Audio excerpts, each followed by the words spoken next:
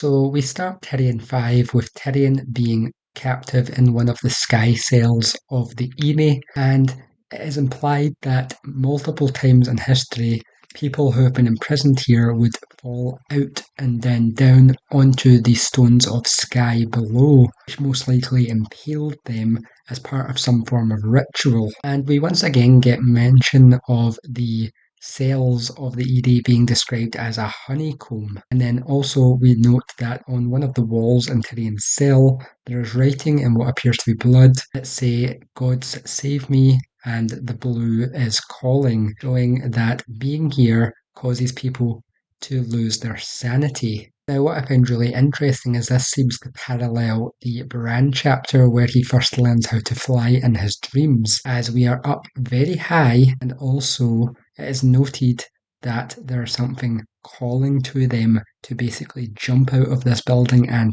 fly, as we do know that in order to fly, one must first fall. And it is also noted that while it is blue during the day, the moon and the stars are present at night, which is important as the moon gives us a connection to the children of the forest and the demons of the Lion of Night,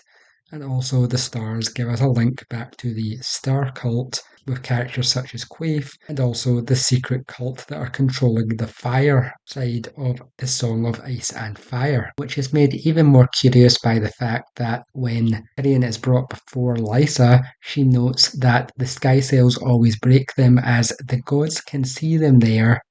and there is no darkness to hide in, which again shows the ignorance of the age that they are living in, as Lysa is unaware of the fact of the true nature of the place where she lives. It seems very likely that the Eyrie, with its connections to the stars and the moons, actually has some interesting connections to the magic of the dreamers. As we see, there is no darkness to hide in is false, because at night there is nothing but darkness around you in that cell, with the moon and the stars overseeing. So the gods who are embodied in the stars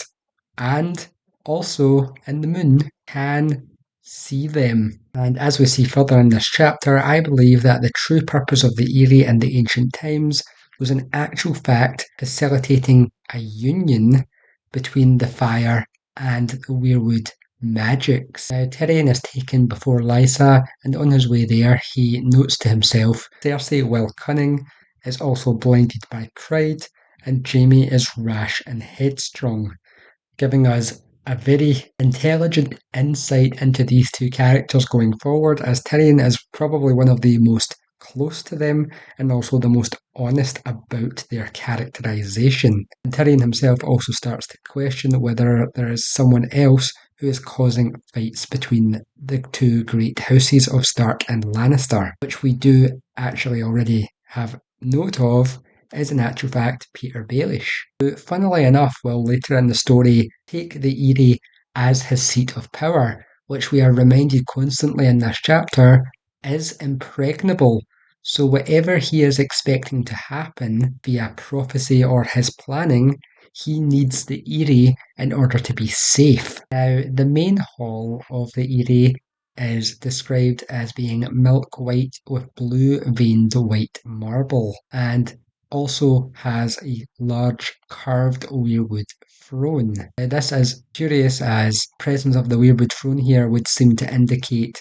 a connection to the children of the forest or someone who has taken their weirwoods and cut it down as a trophy. However, the most startling piece of the architecture of the Eyrie is the moon door, which, despite being shown in the show to be like a well, in the books is actually described more like an actual door. It is made of weirwood and stands between two marble pillars and has a crescent moon carved into it, which, given that Peter Baelish takes this as his seat of power later, is actually very important symbolically here, as I have previously mentioned how I believe that Peter Baelish is in actual fact a moon singer, and they require a moon that is not full in order to perform this type of magic. So a crescent moon is a nearly fully dark moon, showing us a connection here. And also, there is the major question of when exactly was the moon door built in the Eyrie, presumably when the Eyrie was first built. And also, major question here is, why was it built originally? Because it is like an actual double door in the wall of the Eyrie that opens out onto the void of the sky. But then, if you question this, the doors also open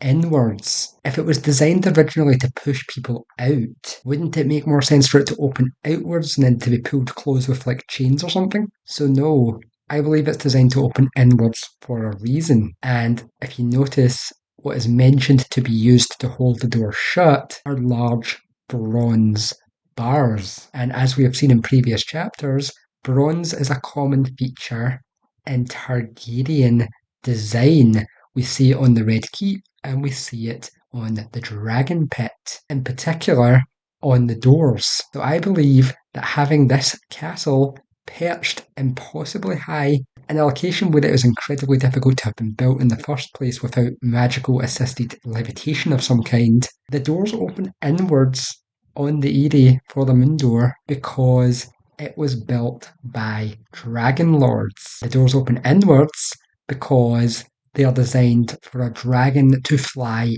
in as an entryway. Now, the chapter rounds off with Tyrion demanding his right for trial by combat, which is granted by Lysa, and then Bronn decides to stand for him. And going forward, Bronn will be an interesting character to watch because the man's allegiances notably do shift, as we have seen so far. His allegiance was to Catelyn, and then he gradually weaned onto Tyrion,